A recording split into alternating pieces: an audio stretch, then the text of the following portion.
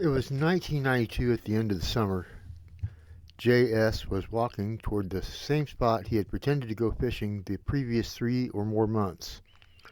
He was at the Grand Old Lakes of the Cherokees, located in the northeastern part of Oklahoma.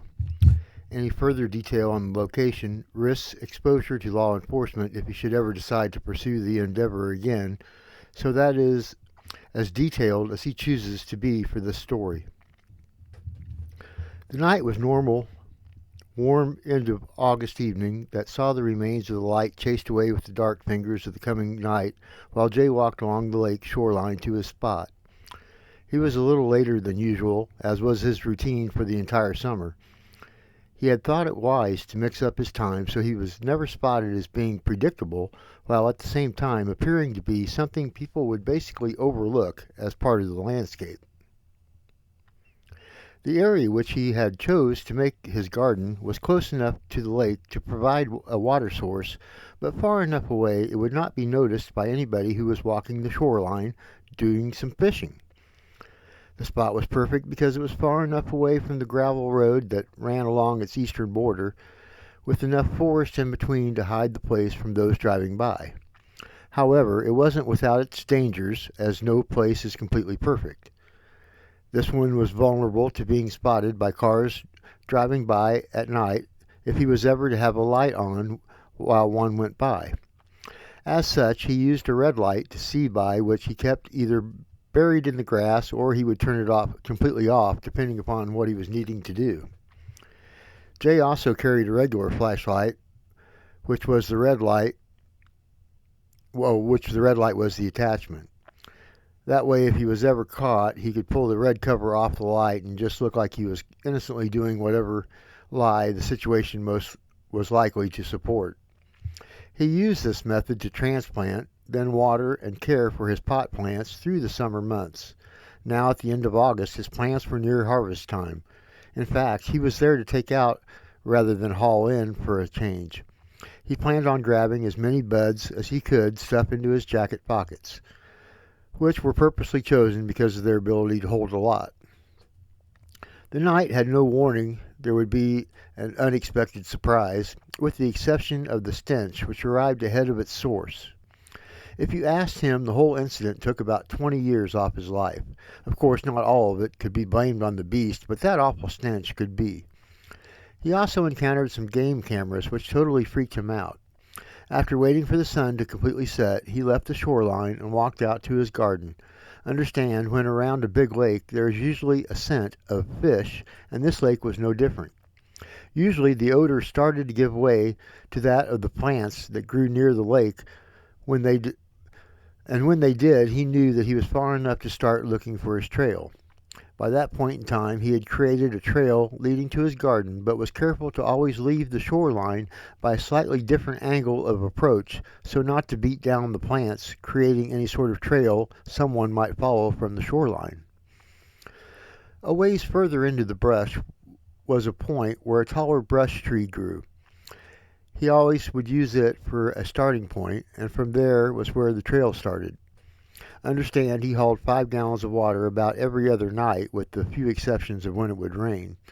Once Jay reached the start of his trail, he could keep his light on for the first part of the journey, if he chose, but by that time he had reached the halfway point on his trail to the garden. He always turned off the light and was able to navigate the rest of the way, even in almost pitch-dark conditions. The beat down of the trail with its surrounding fauna helped to keep him going in the right direction. Understand, it was paramount he didn't give away his position to any cars driving by. The wrong eyes would surely result in the area being searched for why someone was down there in that area. There is actually a point where the cars driving by are at such an angle that their lights briefly shine through the area where the trail to his garden exists. Being extremely careful, he always ducked down just in case the light might expose him. After all, his 5-gallon water carrier was red, which might stand out. On this date, there was no need to be bringing water, but just out of habit he ducked down as the lights lit up the area like a searchlight at a POW camp, making a wide sweep of the area before disappearing with the car going on down the road. Understand those lights are fast across the field, and they have trees which block them out at various points. Most times, when the headlights reach across the field, Jay would duck his head, therefore his face, away from the lights. Maybe it was being overly cautious, but he didn't want his white face being the reason he was caught. Now, even on a normal night, back when the plants were still too small to be seen by anybody unless they were right on top of them, it was still cause for his heart to pound. He could feel his pulse race, and he was slightly cold from the perspiration. It was partly due to the exercise of the hauling around a 5-gallon canister of water, but most of it was sheer anxiety. He could never get used to doing something he knew was breaking the law. It made him nervous from start to finish, though he was able to relax much more once he was able to get in a position to provide a lie which would be believable. Basically, that meant you were safe, except for getting caught right in the garden. The walk to and from was the second part of the endeavor, which involved risk. Getting caught on the trail would require a lie, which he was going to claim he had went back there to take a dump. It was believable, and they hopefully wouldn't demand he take them to the spot for out of fear of stepping in it. The walk on the shoreline was not that big of a risk, except for when he would be hauling the plants down there. For that, he was bare-rooted them, which didn't harm them, surprisingly. It made transporting 20 or 30 plants a breeze. Compare that to even 16-ounce cups full of dirt, and you can quickly see the difference in convenience. So taking the plants in and then taking out the harvest was really the only time walking on the shoreline was a risk.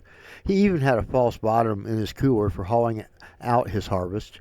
He did his picking first, then moved the harvest from his jacket pockets into the false bottom of the cooler, and then it was just a matter of walking it out of the area. Jay had finished setting up his fishing pole, so it was cast out into the water with bait on it, no less. If he caught a fish, it was just added to the illusion. Then he left the fishing pole and disappeared into the fauna opposite the lake. He had to use his red flashlight attachment in order to find the start of the trail, and then he switched off the light and proceeded down the trail in the darkness. They say a coyote can see 6 times better in the dark than a human being. White-tailed deer are said to see 50 times better. Both those animals are for the most part nocturnal. It stands to reason that other animals which do their hunting at night also enjoy much better ability to see in the dark than human beings. These days, technology has made it possible for us to see things in the darkness, which before was never possible. In those days, you simply didn't know what was just a few feet away when it was dark. It is very scary to look through the night vision goggles and imagine how well some animals see in the dark compared to us humans. The first time Jay tried night vision goggles, years later, he immediately flashed back to the night of this story, imagining how visible he likely was to whatever it was that was so very close to him. Close enough he heard it breathing. Jay had found his way down the trail, staying completely in the darkness. He found his way to the plants and proceeded to fill his pockets with harvest. His plan was to take the tops off the plants so they would be even less noticeable. Plus, for those not in the know, the top of the plant is the best part. He encountered the beast while picking the tops. He was laying on his stomach. A car had come along, forcing him to duck down and hide in the dirt. The most likely scenario which Jay could surmise was that the car going by caught a glimpse of the beast as it crossed the field, and then it backed up to shine its lights back out into the field to look at the creature. Understand, he came to this conclusion with his face in the dirt, not wanting to look up, partly out of fear of what he would see, and the other part for fear of someone seeing him and thus giving away the location of his garden. At the time, he had also convinced himself that he couldn't see what was out there with him, and they couldn't see him. Back then, it never crossed his mind about animals being able to see better in the darkness than himself.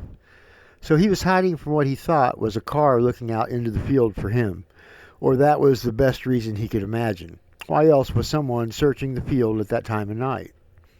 If he had for sure known what it was that was out there with him, was able to see as good as he could see when using those night vision goggles, well, suffice to say that no human being should ever be in the dark with an animal that is nocturnal and think that they have any kind of advantage, because they do not. One glance into the night vision goggles proves this in a staggeringly undeniable manner. All those years previous, he had thought he had been hidden from whatever was moving through the field at night. It had been right there next to him. It sounded like it was directly across from him, and he lay with his face in the dirt, hiding from the light. The thing had a heavy, wet sound as it breathed in and out.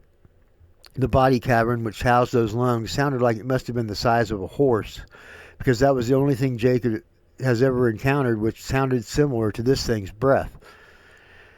The only one thing which kept him from standing up and screaming bloody murder and running crazily through the field toward those headlights which were searching for something that was out there with him, was that he thought he was hidden from the beast that was breathing so heavily and wet.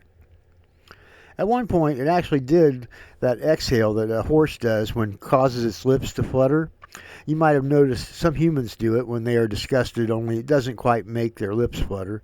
It's more of a nasal thing for humans, but the act itself is quite apparent in the message it conveys: impatience. In between the wet, heavy, consistent breaths from this unseen, but based on the sounds must have been a very sizable animal, came a snort of impatience that at the time was certainly reason for being afraid. However, it would have been 100-fold more terrifying had Jay been aware of how much better nocturnal animals can see in the dark. As close as this animal sounded like it was, it must have been very aware of where Jay was cowering in the dirt, below the grass and fauna that grew in the field. What was incredibly strange was how quietly it had arrived upon his location.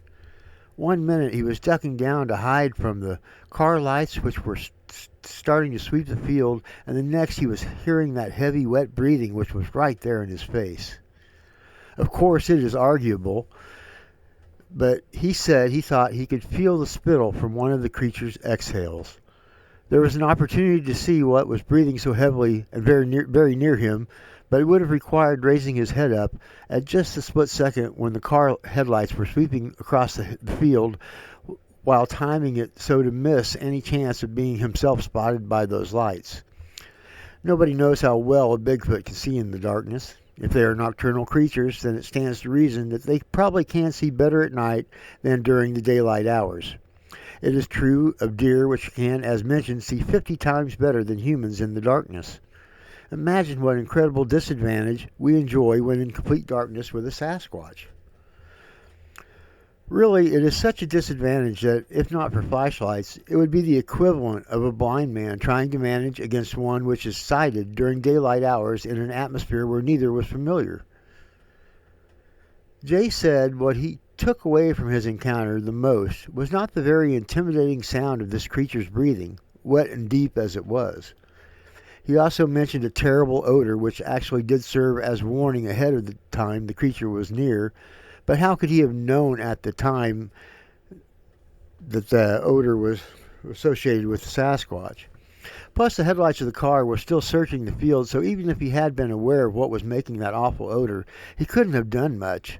Circumstances demanded he stay down. The most scary thing about the incident, after it was over, was knowing how quietly these beasts can traverse the landscape. You always hear how they're crashing through the forest. You hear about them breaking limbs. You hear about them making all kinds of noises, from whooping calls to limbs breaking, but you don't hear about how quiet they can be. Lying there in that complete darkness after the car had given up and drove on, he never heard the animal move, with the exception of its breathing. He could hear it breathing in front of him, and then he heard it pass, sounding nearly on top of him, and then he heard it behind his location, and finally he could hear it no longer. Jay lay in the dirt and grass for a while longer, his heart racing like it was going to jump right out of his chest. He had a jacket full of pot, and could safely assume his face looked like he had seen a ghost. The combination didn't make a great companion for encountering a cop or a park ranger. Thus he waited a while for things to get back to their usual high level of tension for growing and harvesting pot. When he was back to a slightly less thumping in his chest, he allowed himself to follow the trail back to his fishing spot. Thanks a lot for visiting. Please like and subscribe. It is appreciated.